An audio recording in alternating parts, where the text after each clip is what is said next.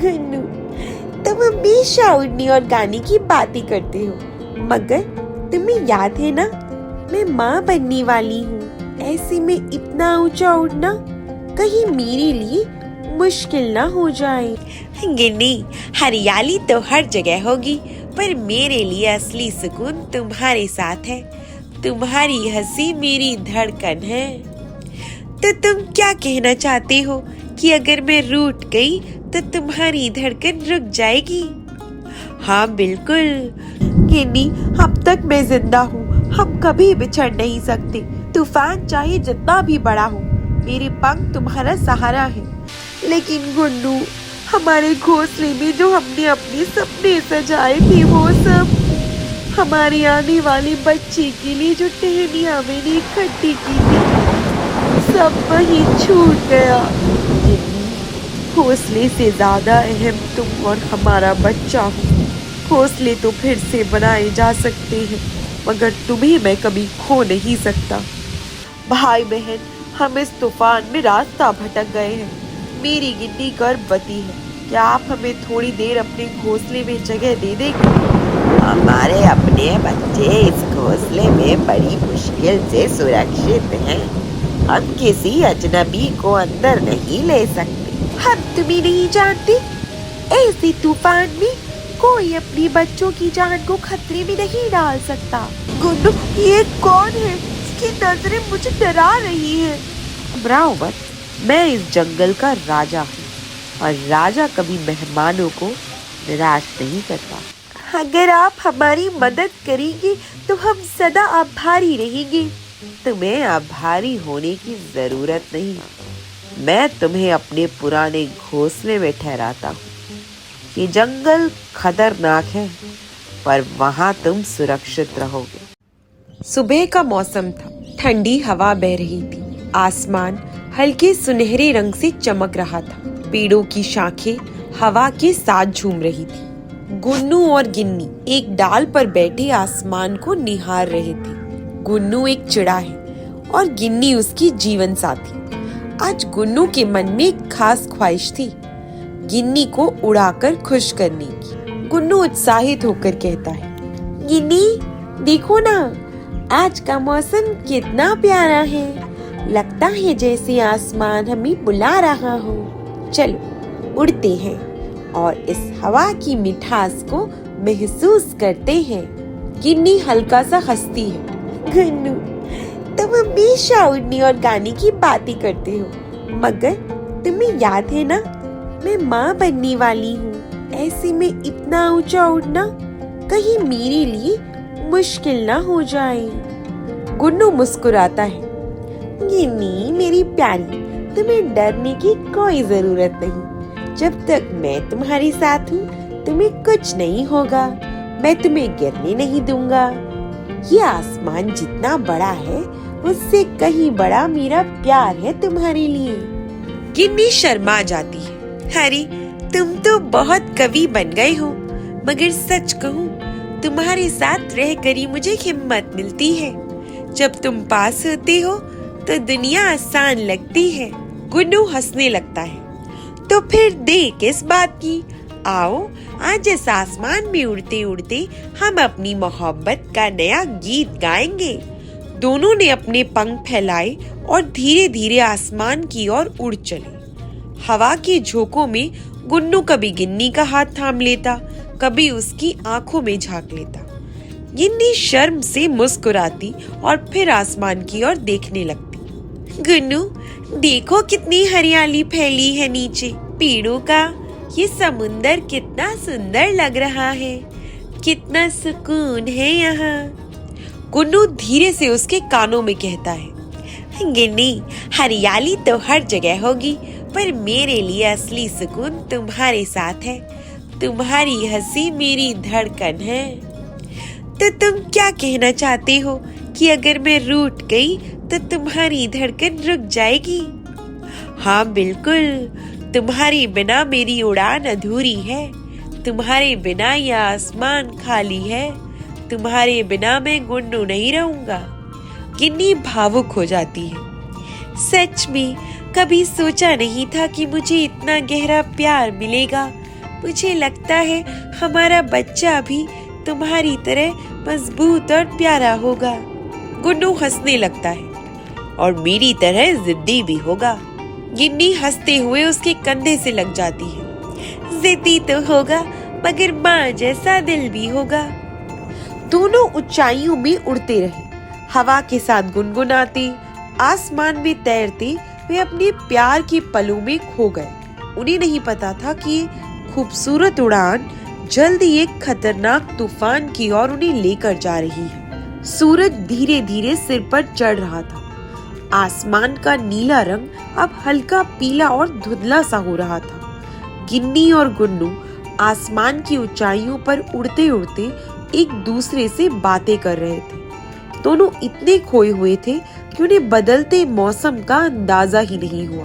गिन्नी खुश हो जाती है। गुन्नू, ये उड़ान कितनी प्यारी है। लगता है जैसे हम दोनों ही आसमान के मालिक हो। हाँ गिन्नी, ये आसमान भी हमारी मोहब्बत के आगे छोटा लगता है। तुम्हारी मुस्कान मेरे लिए सूरज की रोशनी है। गिन्नी उसकी आंखों में देखते हुए जवाब देती है, और तुम्हारा साथ मेरे लिए छाव है। लेकिन तभी आसमान में हल्की हल्की गरज शुरू हुई। बादल घिरने लगे। पहले हल्की हवा चली, फिर अचानक तेज झोंके चलने लगी। गिन्नी डर जाती है। गुन्नू, ये आवाज कैसी है? आसमान अचानक इतना काला क्यों हो गया? गुन्नू उसे शांत करने की कोशिश करता है। डरो मत गिन्नी, ये बस बादलों का खेल है। थोड़ी देर में सब ठीक हो जाएगा। पर कुछ ही पलों में बादल गरजने लगे, बिजली चमकने लगी। चारों ओर से काले बादलों ने सूरज को ढक लिया। दिन होते हुए भी अंधकार छा गया। गिन्नी घबराकर गुन्नू के पंखों से लिपट जाती है। गुन्नू, मुझे बहुत डर लग रहा है, कहीं हम बिछड़ न जाएं। गुन्नू मजबूती से उसके पंख पकड़ता है। गिन्नी, अब तक मैं जिंदा हूँ, हम कभी बिछड़ नहीं सकते। तूफान चाहे जितना भी बड़ा हो, मेरे पंख तुम्हारा सहारा है। लेकिन मैं अकेली नहीं गुन्नू, मेरे अंदर हमारी नई जिंदगी पल रही है। अगर हमें कुछ हो गया तो मैं आसमान से लड़ जाऊंगा, पर तुम्हें और हमारे बच्चे को कुछ नहीं होने दूंगा। तूफान और भी भयानक हो गया। तेज हवा उन्हें इधर उधर धकेलने लगी। बारिश की मोटी बूंदें उनके पंखों को भारी कर रही थी। गुन्नू, जरा नीचे देखो, हमें कहीं पेड़ का घोंसला ढूंढना होगा, वरना हम बहते बहते न जाने कहाँ पहुँच जाएंगे।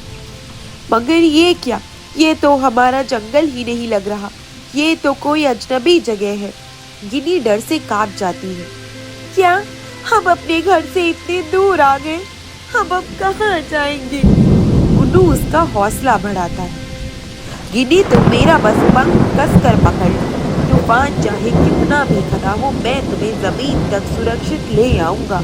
हवा इतनी तेज थी कि वे किसी डाल पर उतरने की कोशिश भी करते तो तुरंत उखड़कर उड़ जाते। ऊपर आसमान में कड़कती बिजली, नीचे अनजान जंगल का अंधेरा। गिन्नी और गुन्नू दोनों की सांसें थमी हुई थी। गुन्नू, अगर हम कहीं उतर नहीं पाए तो भी मैं तुम्हें गिरने नहीं दूंगा, चाहे अपनी जान ही क्यों न देनी पड़े।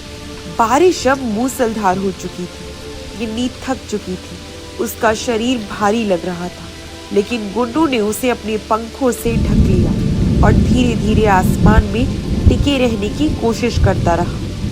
इस अनजान अंधेरे में दोनों को बस एक दूसरे का सहारा था। तूफान कई घंटों तक चलता रहा। गिन्नी और गुन्नू दोनों भीगकर थक चुके थे। आखिरकार हवा ने उन्हें बहुत दूर किसी अनजान जंगल में पहुंचा दिया। नीचे हरियाली तो थी, मगर सब कुछ अनजान था। हर डाल, हर पेड़, हर घोंसला उनके लिए नया था। आसमान अभी भी धुंधला था और बारिश की बूंदें गिर रही थी। गुन्नू, ये कौन सी जगह है? मुझे तो ऐसा लग रहा है जैसे हम अपने घर से बहुत दूर आ गए हैं। गुन्नू उसका पंख पकड़कर उसे हिम्मत देता है। हाँ गिन्नी, ये हमारा जंगल नहीं है, पर तुम चिंता मत करो, जब तक हम साथ हैं हर जगह घर जैसी ही होगी। लेकिन गुन्नू, हमारे घोंसले में जो हमने अपने सपने सजाए थे वो सब, हमारे आने वाले बच्चे के लिए जो टहनियां मैंने इकट्ठी की थी, सब वही छूट गया। घोंसले से ज्यादा अहम तुम और हमारा बच्चा हो। घोंसले तो फिर से बनाए जा सकते हैं, मगर तुम्हें मैं कभी खो नहीं सकता। गिन्नी गुन्नू के कंधे से लग गई। दोनों बारिश में कांप रहे। तभी उन्हें एक पेड़ पर घोंसला दिखाई दिया। गुन्नू देखो, वहाँ एक घोंसला है, चलो उनसे मदद मांगते हैं, शायद वो हमें थोड़ी देर ठहरने दें। ठीक है, चलो कोशिश करते हैं। दोनों उस घोंसले तक पहुंचे। अंदर से एक बुजुर्ग चिड़िया झांक कर बाहर आई। गुन्नू उनसे कहता है, भाई बहन, हम इस तूफान में रास्ता भटक गए हैं। मेरी गिन्नी गर्भवती है, क्या आप हमें थोड़ी देर अपने घोंसले में जगह दे देंगे? हमारे अपने बच्चे इस घोंसले में बड़ी मुश्किल से सुरक्षित हैं। हम किसी अजनबी को अंदर नहीं ले सकते, माफ करना। गिन्नी गुन्नू की ओर देखती है और उसकी आंखें आंसुओं से भर जाती हैं। देखा गुन्नू, कोई हमें अपनाना नहीं चाहता। नहीं गिन्नी, हर दरवाजा बंद नहीं होता। चलो आगे चलते हैं, हमें कोई ना कोई रास्ता जरूर मिलेगा। दोनों आगे बढ़े। एक और घोंसले पर दस्तक दी, मगर वहां से भी वही जवाब मिला। हम तुम्हें नहीं जानते, ऐसे तूफान में कोई अपने बच्चों की जान को खतरे में नहीं डाल सकता। गुन्नू, हमें सब ठुकरा रहे हैं। लगता है इस अनजान जंगल में हम अकेले हैं। गिन्नी, अकेले नहीं, जब तक मैं हूँ तुम कभी अकेली नहीं हो। याद रखो, मेरा हर पंख तुम्हारा सहारा है। बारिश अब धीरे धीरे थम रही थी, मगर अंधेरा और धुंध चारों ओर फैल चुकी थी। जंगल की परछाइयां डरावनी लगने लगी। तभी दूर से भारी कदमों की आहट सुनाई। गुन्नू, वो आवाज कैसी है? शायद कोई बड़ा पक्षी या जानवर आ रहा है हमारी तरफ। और तभी पेड़ों की छाया से एक काला साया उभरा। वो था जग्गा काली, काला कौवा, जो इस जंगल का नामी शिकारी और चतुर दुश्मन माना जाता था। घना अंधेरा और बारिश की बूंदें अब भी टपक रही। गिन्नी और गुन्नू पेड़ की एक डाल पर बैठे थे कि अचानक काले पंखों वाला एक बड़ा कौवा, जग्गा कालिया, उनके सामने आओ। उसकी आंखों में चमक थी और चोंच पर चालाक मुस्कान। अरे अरे, ये कौन नए मेहमान है मेरे जंगल में? लगता है तूफान तुम्हें हमारे इलाके में खींच लाया। गिन्नी डर जाती है और गुन्नू के पास सिमट जाती है। गुन्नू, ये कौन है? इसकी नजरें मुझे डरा रही है। गुन्नू साहस जुटाकर जवाब देता है, हम रास्ता भटक गए हैं भाई, हमारी मदद कीजिए। मेरी गिन्नी गर्भवती है, हमें बस थोड़ी देर किसी सुरक्षित जगह चाहिए, फिर हम अपने जंगल लौट जाएंगे। जग्गा कालिया चालाकी से मुस्कुराता है। ओह, तो कहानी ये है, घबराओ मत, मैं इस जंगल का राजा हूँ और राजा कभी मेहमानों को निराश नहीं करता। गिन्नी ने थोड़ी राहत की सांस ली, मगर गुन्नू की नजरें जग्गा कालिया के चेहरे पर ठहर गई। उसकी मुस्कान में कुछ अजीब था। अगर आप हमारी मदद करेंगे तो हम सदा आभारी रहेंगे।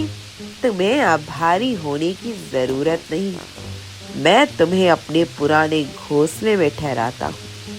ये जंगल खतरनाक है, पर वहाँ तुम सुरक्षित रहोगे। गुन्नू को थोड़ा संदेह होता है। पुराना घोंसला? मगर अब आप कहाँ रहते हैं? अब मैं पहाड़ों की गुफा में रहता हूँ, पर ये घोंसला भी मेरा ही। चलो, मैं तुम्हें दिखाता हूँ।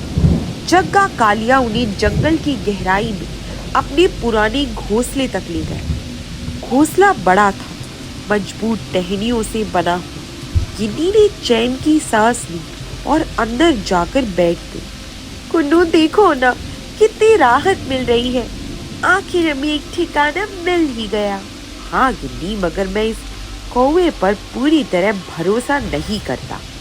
गुन्नू, हर कोई बुरा नहीं होता, शायद हम गलत सोच रहे हो। जग्गा कालिया उनके पास आता है। आराम करो, रात यहीं बिताओ। कल देखेंगे तुम्हें कैसे तुम्हारे जंगल पहुंचाया जाए। गिन्नी और गुड्डू ने उसे धन्यवाद दिया। गिन्नी जल्दी ही थक कर सो गई, मगर गुड्डू को नींद नहीं आ रही। उसके दिल में बेचैनी थी। उधर जग्गा कालिया अपनी असली ठिकाने पहाड़ों की गुफा में पहुंचा। वहां उसके साथी कौवे और शिकारी पक्षी उसका इंतजार कर रहे थे। जग्गा कालिया अपने साथियों के पास जाकर जोर से हंसने लगता है।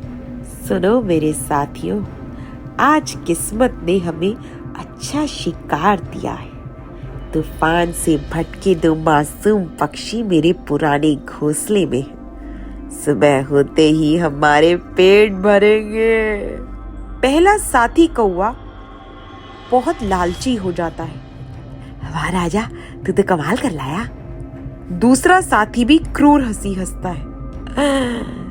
सुबह का नाश्ता तो मजेदार होगा। इधर घोंसले में गिन्नी गहरी नींद में थी। गुड्डू बेचैन होकर इधर उधर देख रहा था। उसे अंदेशा था कि कुछ गलत जरूर होने वाला है।